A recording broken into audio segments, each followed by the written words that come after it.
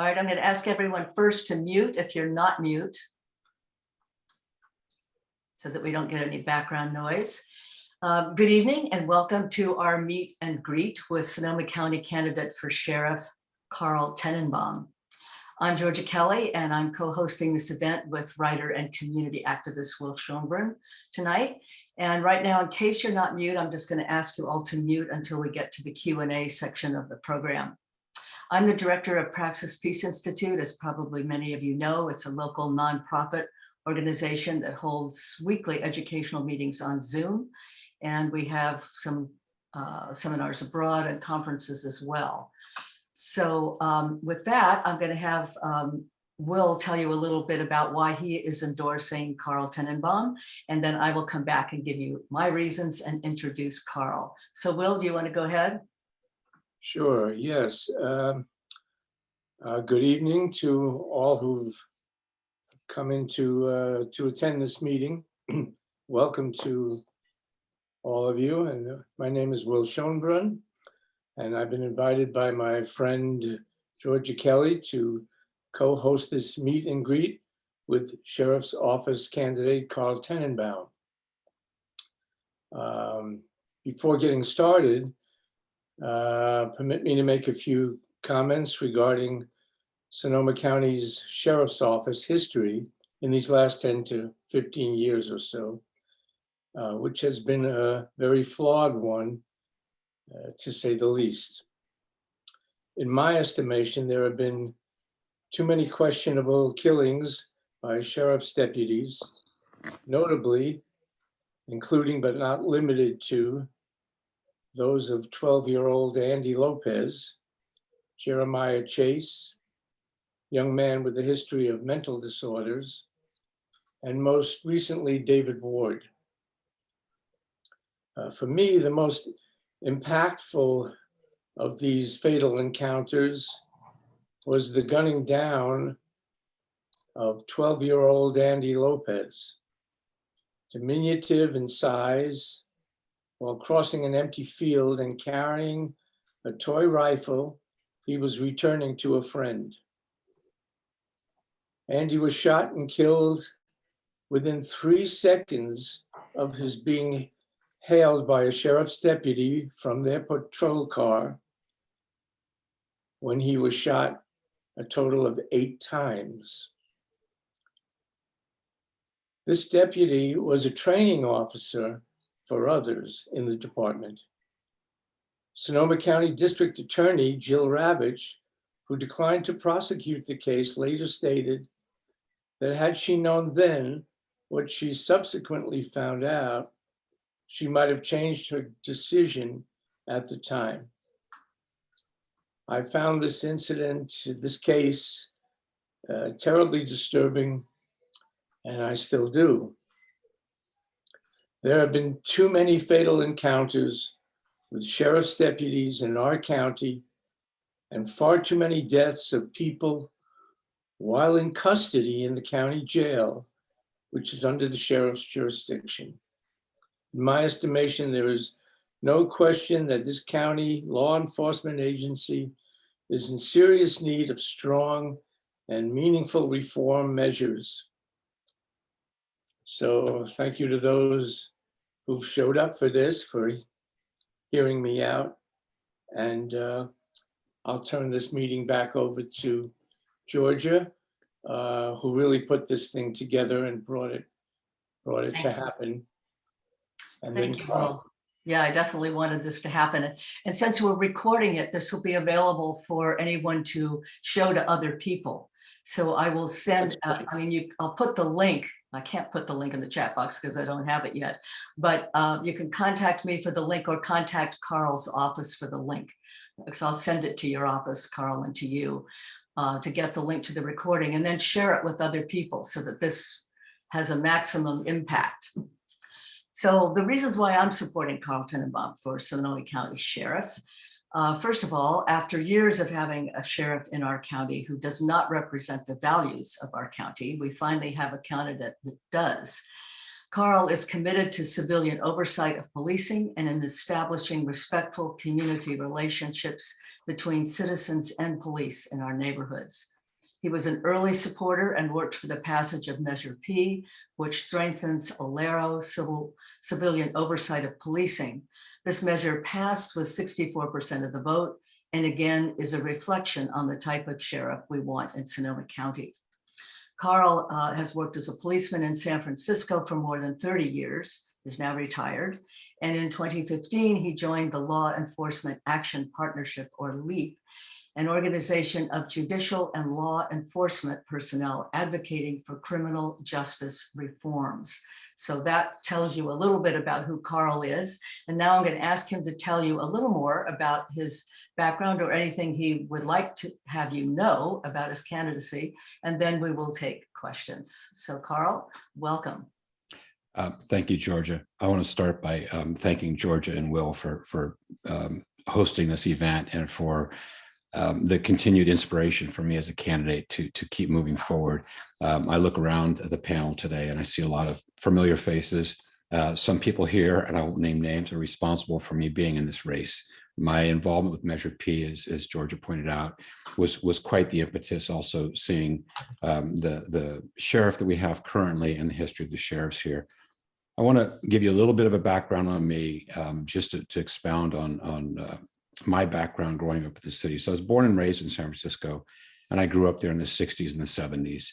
And it was a really, I'll say, tumultuous time, but there was a lot of social unrest. There were a lot of issues, whether it was the Vietnam War, the gay rights movement. In the 70s, we had the assassination of the mayor and the first gay supervisor.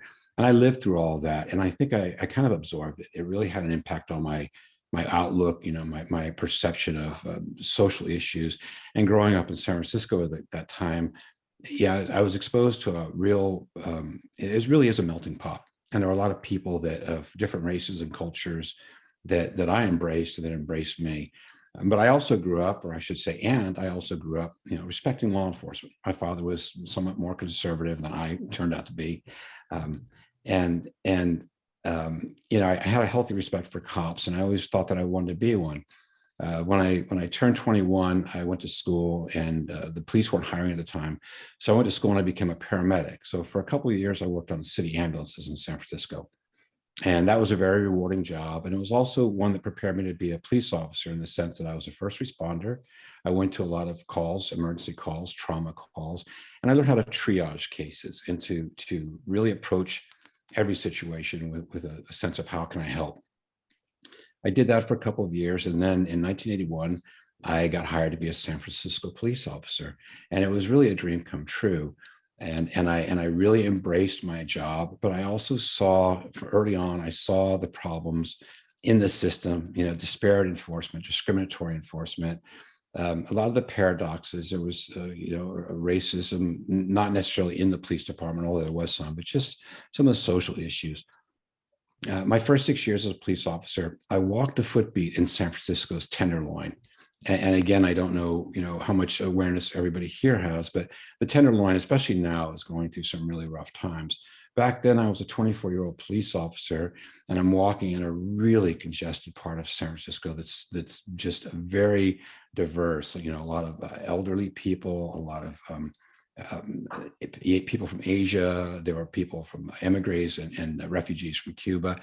And it's where I really learned how to be a police officer and recognize that my role was to be an ambassador and to reach out to people and to be part of that community. And because I like people to begin with, and because I like to talk to people, it was a job that was tailor-made for me. And I did that for 6 years, and I loved it. I absolutely loved it and recognized my role as a police officer. But again, I saw the problems with the criminal justice system. I witnessed the social ills that plague our society up close and personal. And it was always my goal to try and resolve whatever the situation was peacefully. And 6 years as a cop in the Tenderloin, I was never that fearful. I was never that exposed to that much danger, in spite of it being a really theoretically dangerous neighborhood. After I did that, I got transferred to the narcotics unit in the 80s. So I was a narcotics officer in basically when the crack epidemic started. And I was there for 3 years. And I tell people that I went from being a community police officer to somebody who was running into areas and really sort of almost becoming an anti-community police officer, where the only time I was, dealing with the people there was doing, drug raids, drug enforcement. And I enjoyed the camaraderie of the assignment. And I enjoyed the people I worked with, but I really was troubled by what I saw and how we were approaching. This is before we were calling it the war on drugs, but it was really heartbreaking to see how much we were victimizing and persecuting people, primarily people of color. And I did that for 3 years. And then tragically, my partner in the narcotics unit got killed. And that's a story that I'll spare the details, but it was sort of the straw that broke this camel's back as far as realizing that there were problems with law enforcement and with what we were doing. I left there, and then I had a lot of other assignments. I don't want to give you the whole history of my police career. I eventually promoted to the rank of sergeant, and I did that for the last 15 years of my career. In addition to all of my regular assignments, I worked at Administration Bureau. I was an assistant to the chief of police for a couple of years, helping with staffing issues, dealing with policy. I was really involved in a lot of the police department's policies. And I was also a hostage negotiator too. And that was something I took great pride in. And so that's kind of a nutshell of my career. And as Georgia alluded to, I got involved with Measure P. Actually, I moved up here before Andy Lopez was murdered. And Will, when Will shares that information, it's very sombering, and it makes me reflect, and it makes me really sad. And I have a very my opinion about the Andy Lopez murder is that it should have never happened. It was bad police work. It was bad judgment, and then you factor in all of the other information that we're aware of now. Galhouse's background, the predisposition for that, and it should never have happened. And I don't want to be pithy or trite, but 10 more seconds, any reasonable police officer waits 10 more seconds, we're not having this discussion. We're not talking about Andy Lopez, because you wait and see, and that's what good cops do. All of that, and then my involvement with the Law Enforcement Action Partnership. Initially, I got involved speaking against the war on drugs and how bad it was. And then we've evolved that organization. And my approach now is I talk about community responders. And that's the alternative responders to mental health crises. Santa Rosa just launched their In Response program. And that's part of the metamorphosis of law enforcement that we're seeing and that we need. And that's not having cops respond to every single social issue, quality of life issue, because cops are they're trained for one true outcome, and that's to use force. And we need to find alternatives. And I respect law enforcement. I think the deputies up here, I think there's a lot of good ones. The problem that we're having in the Sonoma County Sheriff's Office, and what I learned with Measure P and with the David Ward case, which happened 4 miles from where I live in West County, is we have not a management crisis, we have a leadership crisis. And the leadership sort of allows these types of situations to happen, and there's no recourse, there's no consequences. And that's what inspired me to get into this race. And I'm a strong advocate for reform. I've always really been concerned with social justice issues. And I was thinking about tonight, regardless of the outcome of this race, what I've learned is looking at this panel of people, I feel like I've really truly found my people. I'm in Sebastopol, but I've been embraced by the activist community up here, and I just feel very strongly that we need to keep working on these issues. And I look around at the people, all of you that have been working on these issues for several years, and I'm sort of late to the party, but really want to bring my law enforcement experience, what I've experienced, what I've seen, and I know what needs to happen up here. And I feel my fresh set of eyes as the true outsider can make it happen. So that's me in a nutshell. And I can't thank you enough for inviting me here tonight. And now I'm wide open for questions. Great. Well, before we take questions, and I assume that most of you know how to put your hand up automatically on your screen. If you don't, you can try putting your hand up, and maybe one of us will see it, hopefully. But I want to just go over a couple of ground rules before we start. One is, it's probably best if everyone stays mute except the person who's called on to ask a question.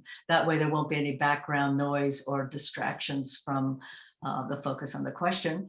And And of course, I don't think I even have to say the discourse has to be respectful. Everybody on this call who I know understands about that.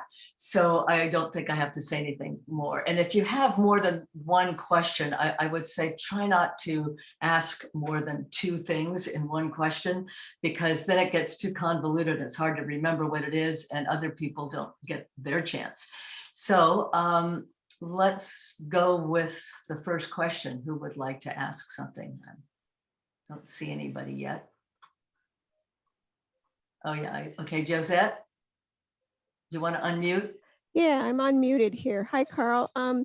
I listened to the recording of the forum with the South Park group in Santa Rosa, and I was very impressed with the fact that you spent the entire time answering questions rather than promoting yourself, and you answered all the questions.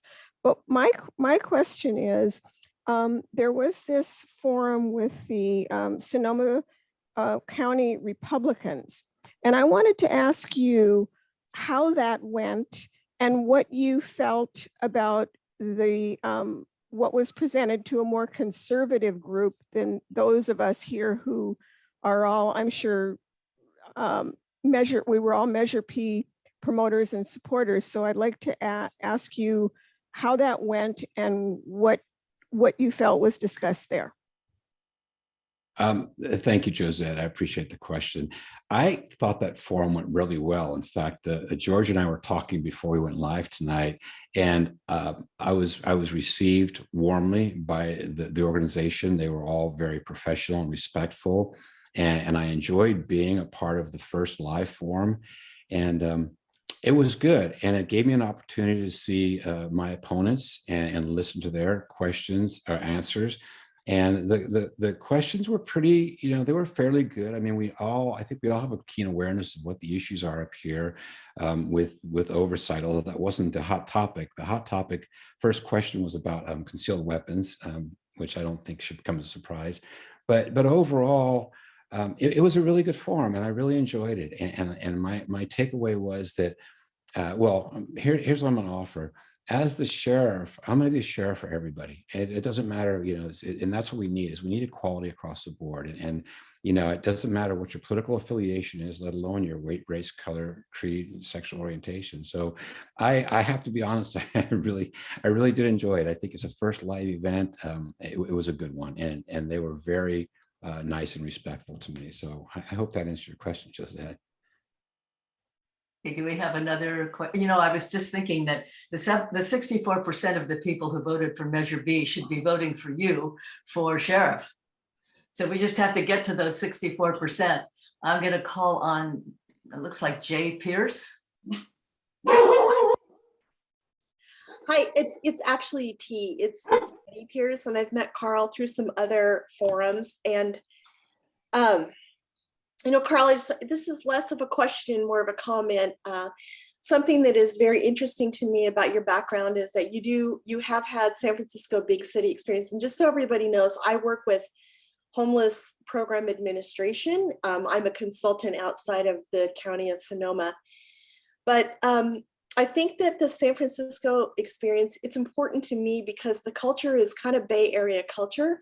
And I know that we all say we're so special because we're this or that, we're in the Bay Area, or you would never understand this or that. But we do know Carl was kind enough to sit in on a presentation that I did a couple of weeks ago with some experts coming up. One is a HUD senior policy advisor, and the other is a noted recovery expert coming out of San Francisco. And we are having those problems surface in Sonoma County very, very deeply. And so I love that you have that kind of experience. It's close by, but it's big city experience. And something that I wasn't able to mention to you on the Homeless Action forum that was similar to this, but I did get to mention to Eddie, was that, we had just a really strong mental health director here several years ago who had implemented nice law enforcement kind of relationships with mental health and had a lot of programs going on. And pretty much every one of those programs were dashed using the rationale that we had budget issues. But I would just encourage you to explore the work of Mike Kennedy and his relationships with law enforcement. In the jail system, he had NAMI included in the mix. Mental health partnerships with this ARPA money, we're seeing a lot more mental health kind of work come up. So I would just encourage you to explore what Mike Kennedy had done, and take the good that could be done, through work if you get elected. Thanks. Carl, do you want to comment on that? Yeah, I just want to thank Teddy for all the thankless hard work that she's doing to address the homeless issues. I think we all know that we're living in a country now that has a crisis, and it's a homeless crisis. And Teddy, you make a really good point that whether it's in an urban environment like San Francisco or out here in Sonoma County, it's something that we need to address. And there's, the ongoing debate of how we address it. I think sometimes that gets a little amplified as opposed to that we need to do something. But I've been going out every weekend for the past several months, and on top of the 32 years I spent in San Francisco addressing the problem up front. Again, as a community-based police officer, walking a beat, it didn't matter which neighborhood I was in, or even driving around, there are pockets of homelessness everywhere, some places larger than the other. And then for the past half a year, I think I've been going out every weekend, visiting the different homeless encampments, taking food to them. I've been to the mud pit, which there was just a big article in the Press Democrat. And I'm not campaigning out there. I'm just trying to see what the issue is and recognize that, we talk about the homeless problem, but then when you deal with an individual who's in a homeless situation, a homeless encampment, and yes, there's a lot of mental health problems, there's a lot of drug problems, there's just a lot of souls out there that are really they're hurting and they're struggling. And I just, for me personally, I just think, God, what somebody would give for a hot shower, I can imagine. But it's something that that we need to work on. And the buzzword here is collaboratively, and it's something that Teddy hosted this forum the other day. The individuals there, everybody has really good ideas, and we just need to work together to do them. And I think law enforcement does have a big role, because a lot of times we are the first responders, and how we deal with these people or anybody and the situation is really a key. So I appreciate your involvement, Teddy. It really means a lot to me. And I thank you for letting me be involved too. Okay, I'm going to go to Jerry next. Jerry, do you want to unmute? What happened to him? Yeah. So Okay. thank you to Georgia and Carl. This is my first experience of hearing you and seeing you, and I'm really very favorably impressed. And you discuss the need for the police not to always be the first responder in all situations. And I'm sure everybody here agrees with that. So would you support shifting financing, what has sometimes been called defunding the police? But however you promote it, would you support some shift of financing to other health related responders, or just generally responders that can deal with certain situations probably more appropriately than the police? Jerry, you hit the nail on the head. We can't use the word defund because it's a bad word. So we're going to skirt around that.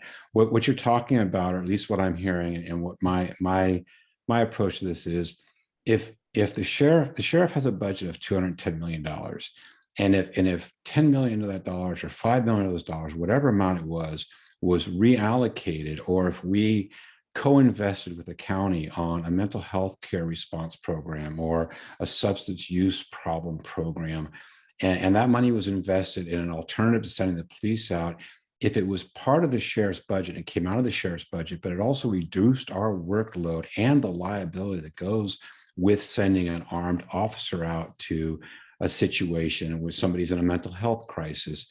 Will brought up I think it's Jeremiah Chass is the case.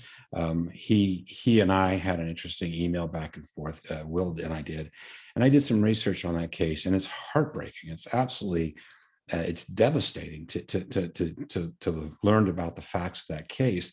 And when people push back on the idea of a mental health care responder going out, and you'll hear the sarcastic tones, like, what are you going to do? Send a psychiatrist or something like that? Well, I don't think the outcome could be any worse, honestly. But anyway, to answer your question, Jerry, absolutely 100%. If we can invest the money in a more constructive, productive, and less liable program, I 100% behind it. Absolutely. There are alternatives. And I think that speaks to the metamorphosis of law enforcement. Law enforcement's in a crisis state right now. They're having a hard time hiring because people don't even know what the job entails anymore. And it's redefining what it is. It's changing the standards, getting away from this sort of warrior guardian mentality into something that's more community centric and community based. And I hate to keep going back to my career, but I will. That 32 years of law enforcement in an urban environment.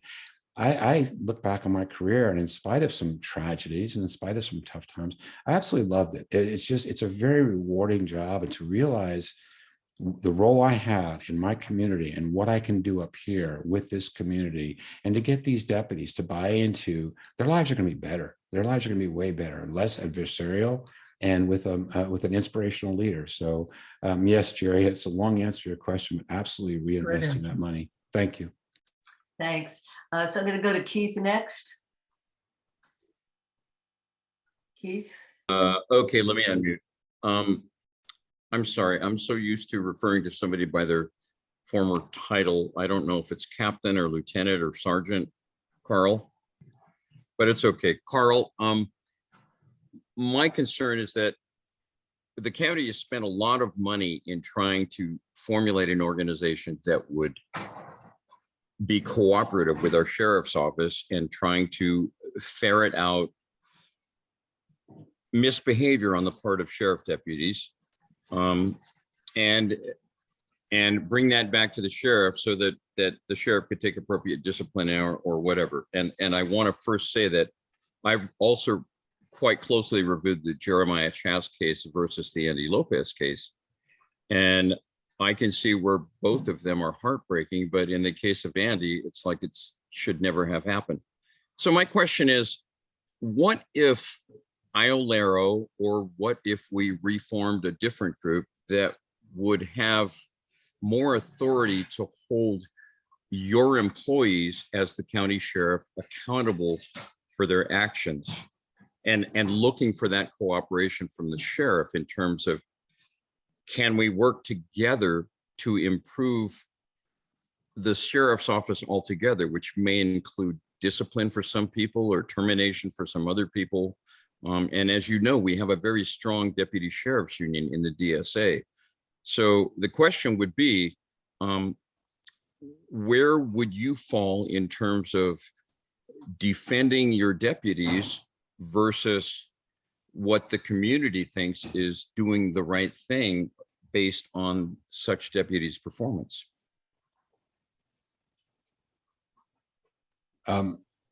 Keith, it's a really good question. I just want to, I'll give you a little bit of my background. Not only did I work on Measure P and the IOLERO initiative, but I am also a member of NACOL, and that's the National Association of Civilian Law Enforcement Oversight.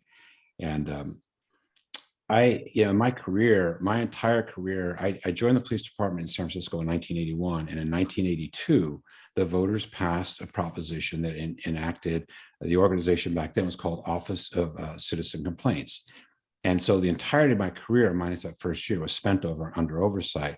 And there were growing pains, and there was resistance. And I was part of, not the resistance per se, but I was part of the Police Officer Association, and we fought it, and we had trouble with it. But then at one point we realized, number one, the goal of oversight is not to get cops in trouble. It's not to, obviously, if there is a problem, we need to discipline. But the goal of oversight and transparency, more importantly, is for everybody to be aware of how the sheriff's office functions and what they do, starting with what's our organizational philosophy, what are our policies, what's our use of force policy, and how do we do it? So I look at it from having worked for an organization under civilian oversight, and then as a member of the police union, which you brought up, the DSA in San Francisco as the POA, I was a labor representative, and I was actually the chair of a committee that worked to improve conditions with civilian oversight. And right now, if you go to my my website and you look at my endorsement page, there are several people on that endorsement page. There are former investigators for the civilian oversight. So there you got my bona fides. Okay. The question that you're asking, I think the answer that I want to offer you is that we, first of all, I have no allegiance or loyalty to anybody up here because I am the outsider, because I have no connection to Sonoma County law enforcement. And I also spent the majority of my career as a working officer in the community. So I have what they say is street cred, and I would bring that here. But to address the issues of discipline, again, the sheriff's office is a publicly funded organization, a government agency, and the sheriff is elected by you. It's elected by everybody that votes in this county. And who just said 65%? If I get 65%, that would be amazing. But to understand why oversight's there, what we're doing, and to look at the issues, that's the key there, is to make that happen. I'm sorry, I got interrupted and distracted, so I'm going to close this. I really apologize for that. So not having loyalties up here, and also the transparency designed to make sure that everybody knows, everybody in this room should be able to call the sheriff's office or inquire and find out immediately what the situation is, what the issue is. And that's, having worked on Measure P, and I was at the ILARO meeting last night virtually, and the discussion was, well, what if ILARO got, the tenets of Measure P got gutted? What's our plan B? Do we go back to the ballot? The problem we've experienced up here for the past 4 years is we have a sheriff, or for the past 3 years, we have a sheriff that's actively joined ranks with the DSA to obstruct ILARO. Now, if we had a sheriff in me, whose first day on the job said that all of the asks, all of the requirements that Measure P put, those would be my policies. And my policies, I will meet and confer with the DSA, because I know labor law as it applies to law enforcement organizations and sheriff's unions and police unions. But as my policy, the courts have routinely upheld that a chief of police or a sheriff has the right to run the organization that they seem is the most effective and the most fit. So suddenly Measure P, while we still need all of that, becomes those are my policies. Those are the sheriff's policies. And then I will meet and confer with the deputies until we hammer out that it gets done. And that would also include ILARO. It would also include the community. Everybody has input as to what's going to happen there. Great answer. Ken and Elaine, you're next. You again, long time no see. Just saw each other yesterday. We worked on the Andy Lopez situation for a long time, and finally, when Measure P came up, everybody was gung-ho. Before that, it was a small group of people that were working very hard, and I have to say, I felt on some levels we were laughed at. Like, this is not possible. Once they had the the killing, and then all of a sudden, all the politicals are all behind it. But still, I felt there was some resistance. So my question is, and what I found out in the Andy Lopez situation, excuse me, when we first started talking about oversight, the biggest roar came up was over the word oversight. I mean, I couldn't believe it. It was just the most amazing thing, and then also when we had the sheriff's election, when John Mutz was running, the sheriff that was running with him, when Essex was running, he was actually using words from some of the activists that were yelling and screaming about oversight and what have to happen. And look what happened. We're still in the same situation. And I can understand why he decided not to run. So my question is around that word oversight. What do you think is behind that? Why is there such resistance and fear to oversight? I mean, when you go to a job, it's always oversight. You're being evaluated. If someone complains about you, you have to go in front of a review board, employees, all this other stuff. And also, how do you see oversight, and how would you work to improve the attitude towards the officers that are there? I mean, they've already got somebody that they're nominating who's on the inside, who had no idea, who didn't even want to run. And all of a sudden he was kind of saying, we think you're the guy. Well, sure, he's one of the insiders. So how, as the new sheriff, and I would like to think of that, And I have to say, I go along with whatever Susan Lamont says. If Susan Lamont supports somebody, man, I'm going to support them also. But how would you work with the officers to understand that oversight is really a protection to them? Because you have a reputation as a police officer. How would you handle that? And also, how would you handle, with the testing? I mean, what I also found out about in the Andy Lopez situation, they made more of a big deal over the goddamn marijuana in his blood than they did with the fact that Miguel House handcuffed him when he was dead on his stomach. And I mean, the whole thing was just disgusting. So how would you encourage your officers not to be afraid of oversight and accountability? What method would you use coming in as an outsider, so to speak? Elaine, I can't thank you enough for your passion. It's inspirational to me.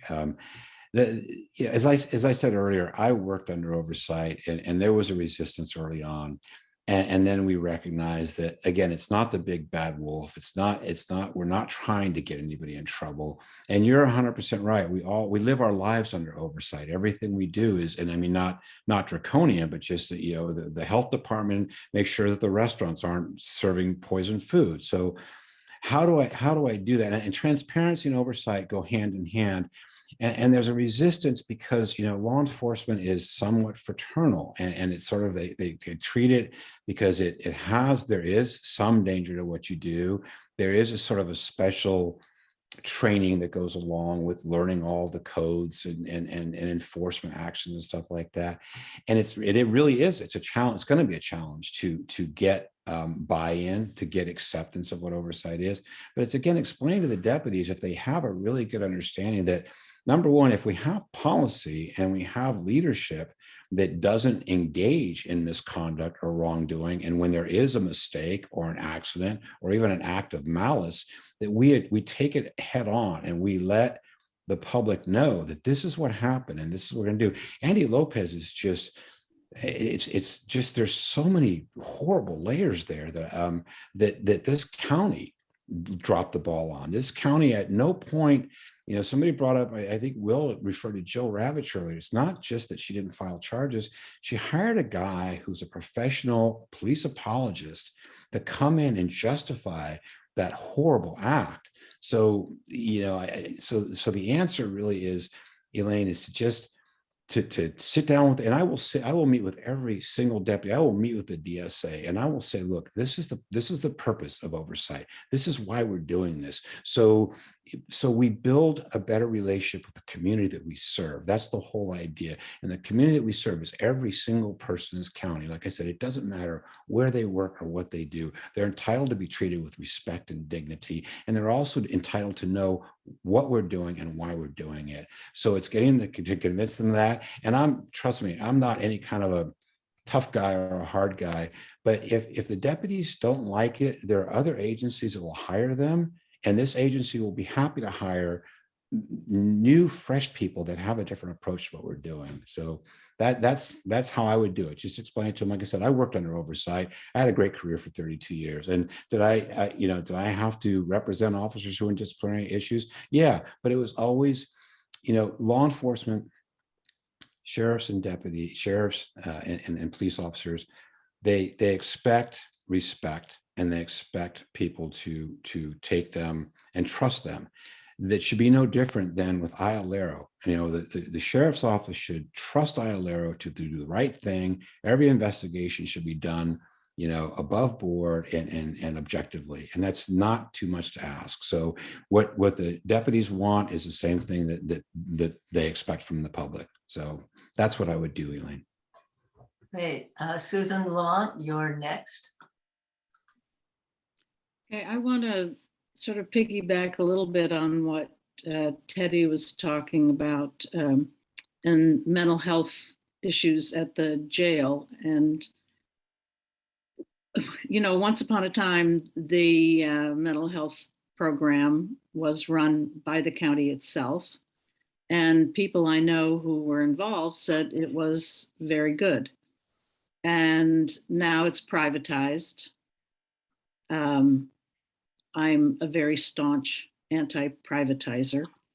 And the result has been that, according to Jerry Threet, when he was director of Violero, there were more problems at the jail than there were in the rest of the sheriff's office. That people were dying who simply don't need to die. And that much of this is because of the poor, both healthcare and mental health care they get through the private company that is saving money at the price of people's lives. And I haven't, I don't know, some of these contracts are really horrible and you can't get out of them and you're stuck for a certain number of years.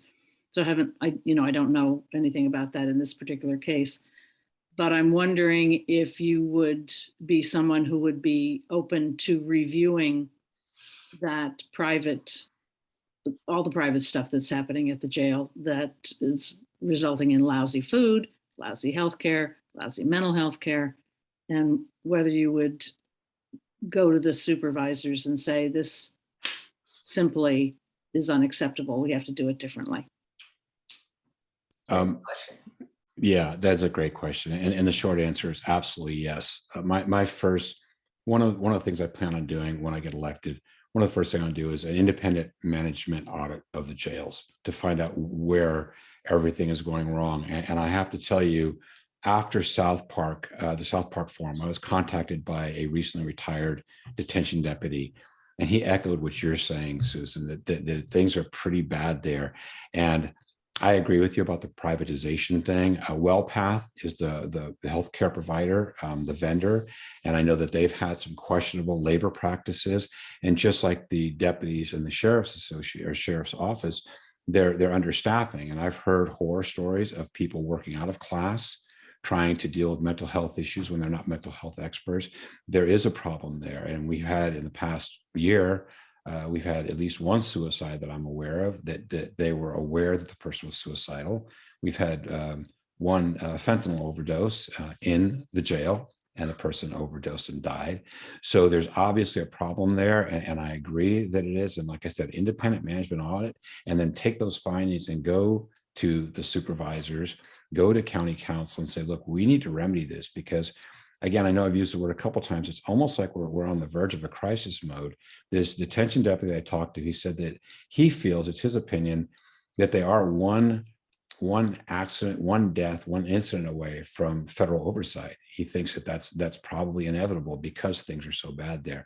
But yes, it's a critical problem that needs to be addressed, and an audit coupled with going to the supervisors and saying whatever it's going to take to make that better. I have a problem with for-profit organizations being involved in law enforcement and incarceration, because they're in it to make a profit. And I was not a police officer to earn money. I got paid nicely, but that wasn't my end game.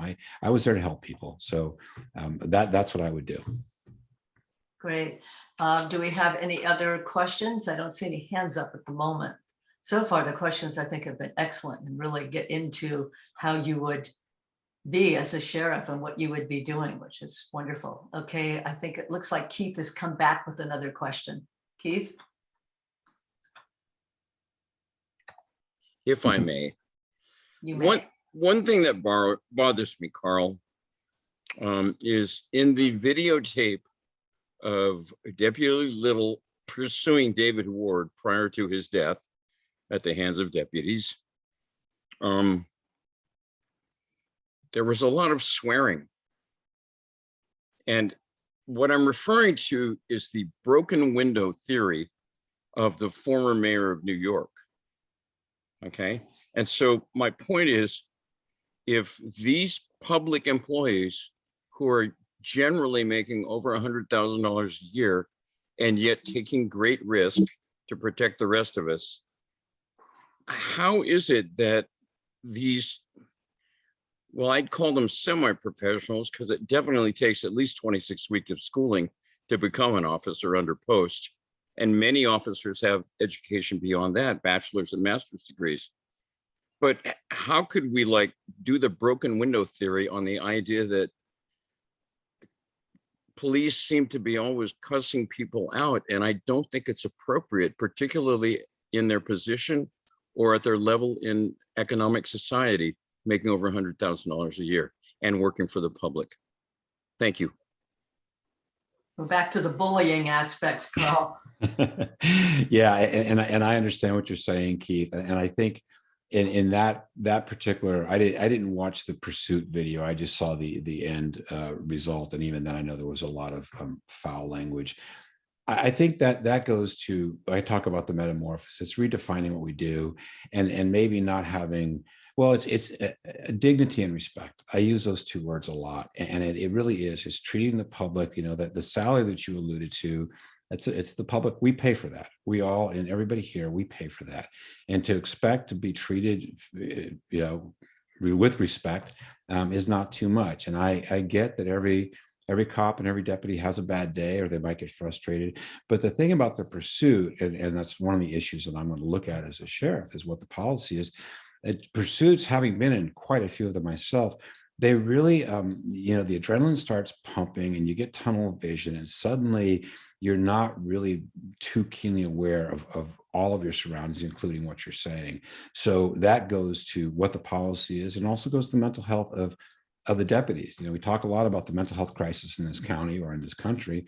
The mental health of the deputies, any deputy that's working in the detention facility and forced to work mandatory overtime and exposed to, inadequate care for the people that deputy is charged with taking care of, that affects them too. So it's everybody's affected. But I hear what you're saying, and I just think it goes with the hiring, and it goes with the training, and it goes with treating people with respect and dignity. It's interesting what you were saying about the officers wanting respect. They also have to give respect. And I think that's a piece that's been missing a lot. And with the language that you're talking about, and the bullying is certainly not respectful human behavior. So yeah, that is something. Ms. Kelly, yes, if I could cap on that, I really appreciate your response to Mr. Tennenbaum's response. And I would say, it's not so much that Jason Little was cussing in his car. It's more what happens in public, like you attuned to sometimes the unnecessary disrespect. Mm-hmm. And at the same time, Mr. Tennenbaum, I do hear what you're saying, that yes, officers are human, and they can only take so much baloney before they also display their humanity. Okay. But anyway, just generally speaking, I would agree with Ms. Kelly, and thank you. Okay, it looks like we have a question. From Elaine again. Well, this time is from Ken. From Ken, okay. Hi, Carl. Good to see you yesterday at the peace rally. Hi, Ken. Good to see you. The only candidate I did see there. So, I feel pleased that you're wooing our vote. And what's the first? How would you change the training of officers when you come in as a new sheriff? I would change the training by taking the emphasis off of the force that's taught. There's so much emphasis, force and fear. And again, two words that kind of go hand in hand that have been being taught to police officers and deputies from since I went through the police academy. So to take the emphasis off of that while still teaching basic, defensive skills and tactics, but also ramping up the training and the teaching on constitutional law issues, critical thinking, basic human psychology. There's not enough of that to where, as a training officer, as a training sergeant, it was my job when we got recruits coming from the police academy to teach them how the theory that they learned in the police academy worked on the street. And it's almost like we had to sort of deprogram these young officers, these young recruits, because they had just been so regimented and so rigid. And they're just this really, they use the term, it's a paramilitary organization, but we've sort of devolved into, these young cops and deputies being very, very militaristic, not just paramilitary. So it's de-emphasizing the use of force and really emphasizing the use of interpersonal skills and critical thinking. And that's kind of a general way of what I do it, introducing programs, college level programs. Constitutional law is it's a pet peeve of mine because I really believe in the Constitution, and especially the First and Fourth Amendments, which govern so much of what law enforcement deals with. So that's really what I would put the emphasis, almost and I don't think it's unreasonable that, the California State Peace Officer Standards of Training, who governs all law enforcement, they have minimum criteria, but that's the floor. Now we have to shoot for the ceiling, and how we introduce, more advanced thinking. So these deputies are thinking more and cussing less. Cussing less, yes. Any other questions, comments? I'm scanning. Yes, Will? Nothing in there.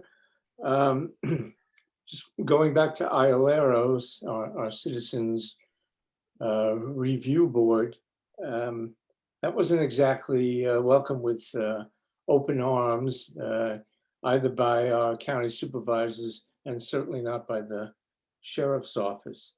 And I'm wondering what can be done to strengthen that accountability and transparency agency in order to really have some teeth.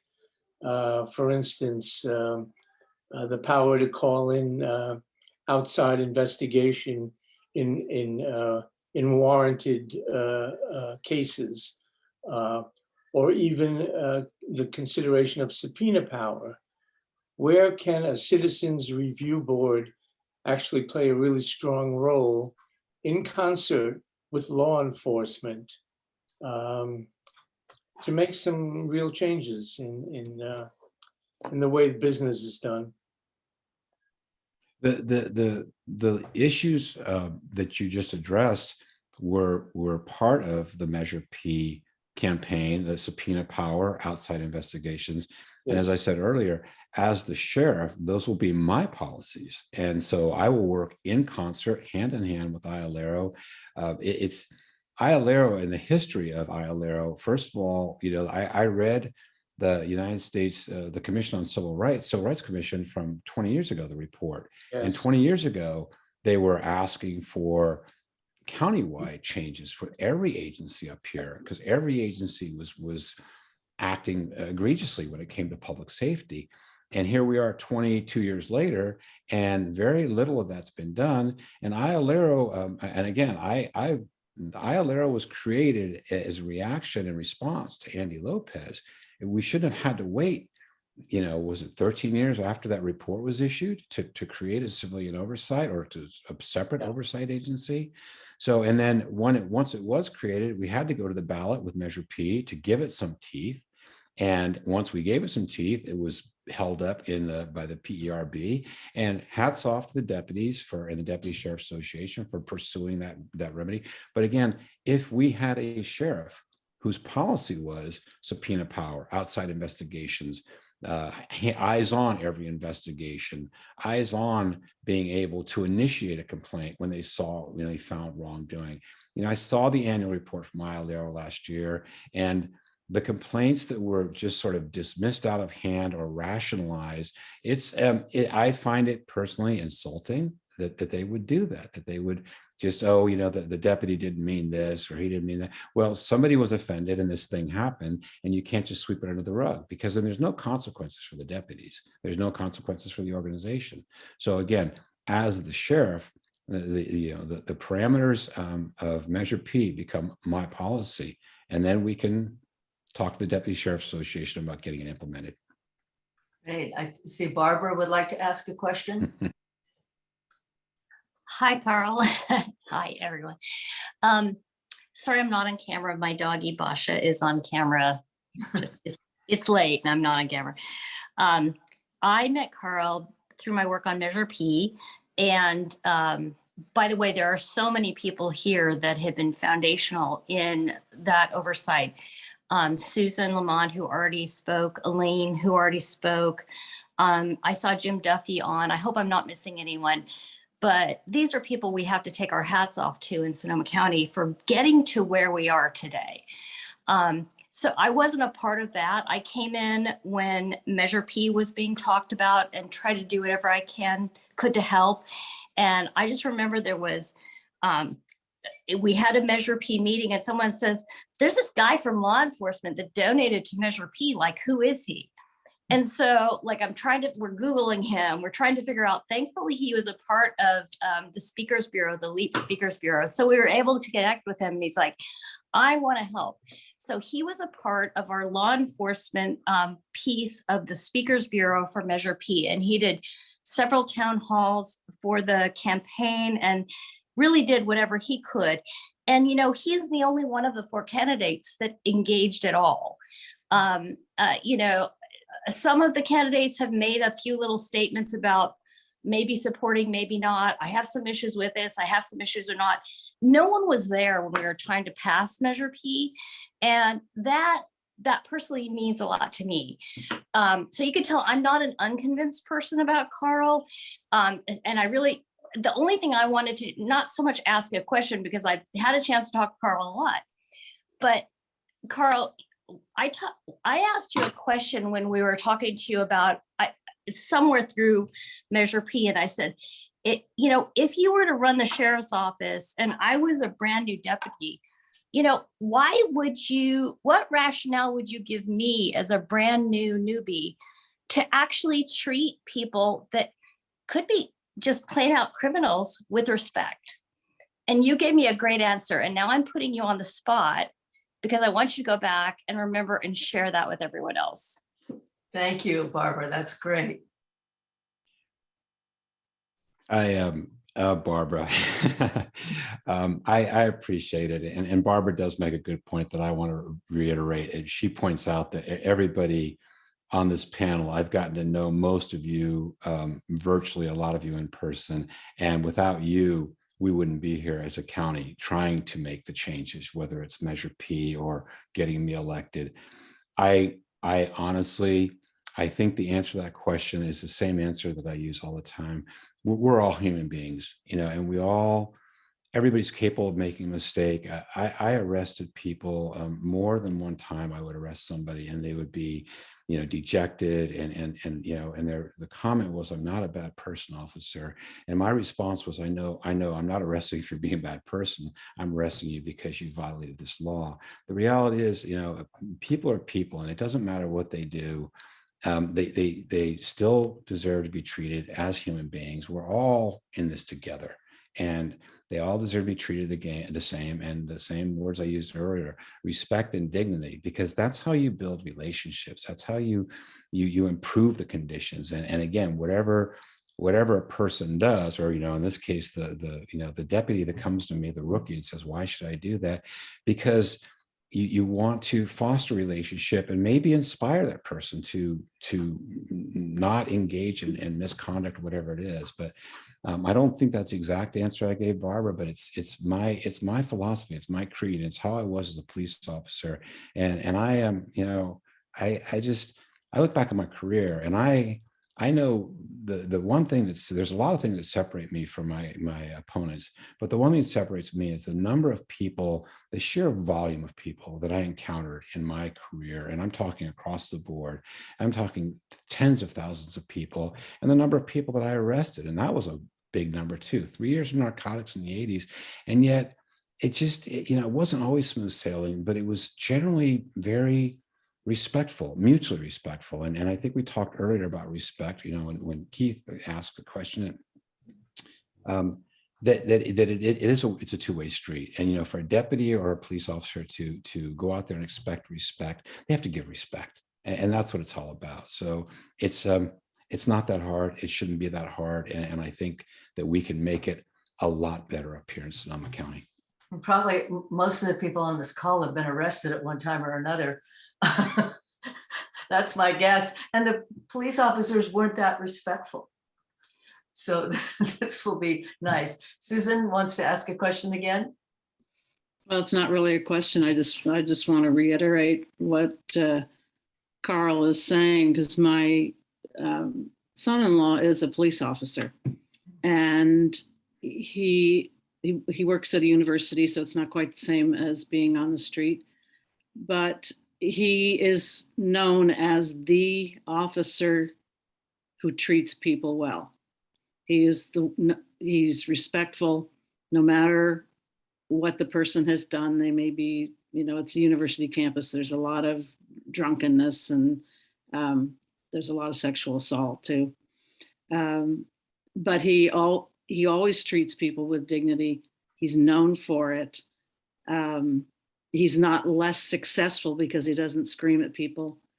But he says that he thinks the training that he got, which was in North Carolina, was very good. And that the actual problem is that the people at the top don't reinforce that training. That you're taught de-escalation, or you're taught how to handle the situation, how to treat people. And he says that when officers don't do it, nothing is ever done, because the people at the top came up doing it the same way. Mm-hmm. And that the training it's not that the training is bad, it's that it's not reinforced through the power structure. And one of the things that I like about Carl is he talks about that. He acknowledges that. He realizes that he needs to be that kind of inspiration for the officers underneath him. So I just wanted to comment on that. Thank you. Great. Yeah, I agree. So it looks like we don't have any more questions. And Carl, would you like to say some last words to our group tonight? My last words are just, I can't thank you enough. And I mean that from the bottom of my heart. This is an adventure of a lifetime for me. And I feel, every day that I talk to people, being at, Courthouse Square on Sunday and seeing so many good people there, and the amount of support that I'm getting from you is humbling, and it's inspiring. And I really genuinely want to bring change to this county. I think it's long overdue. I think the sheriff's office really we need a sheriff's office that we have faith in, that we trust, that we work in partnership with. So I can't thank you all enough. This is, doing these forums, especially when it's a friendly crowd, it's very touching to me. And I know my cheeks were kind of rosy when I started. They're even rosier now, because I'm just, I'm overwhelmed, I am. And I just want to leave you with I don't have big corporate sponsors. I don't have big organizational sponsors or endorsements. I really, when I got into this, I had the grassroots mentality, and I couldn't even define what grassroots is, but I just know it means the people of the streets, the people that I dealt with in the communities that I worked in. And I feel that there's a really underserved community up here in Sonoma County, people that don't have a voice, people that feel marginalized. And I just want to say that moving forward, my campaign is really going to depend on getting out the votes. And so, I know I have a number in my head. I need a lot of them. And I have, I have a campaign like every other candidate with probably a little bit less resources. But my ask is that please go to my website. Half of you here, I think, are my endorsers, but just please spread the word. Go to my website, click on the endorse button. Also, you all know the reality of politics. I need, it would help to have donations. And then the other thing that we're talking about, my campaign team the other day, if any of you, and I know Will is amazing at writing letters, but letters to the editor really help too. It's getting the word out free, and same thing with social media. But the bottom line is, do whatever you can for me, because whatever you do for me is doing for you, and it's doing for the people of this county.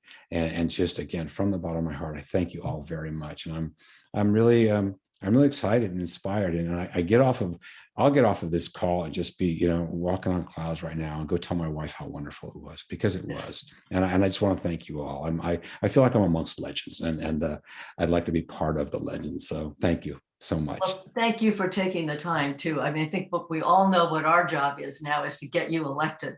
So whatever we can do to get you elected, we all want to do. Yeah. And for all of you who came in, well, some came in late, know that this session has been recorded. So you can get the recording, share it with friends. And I'm going to stop the recording right now.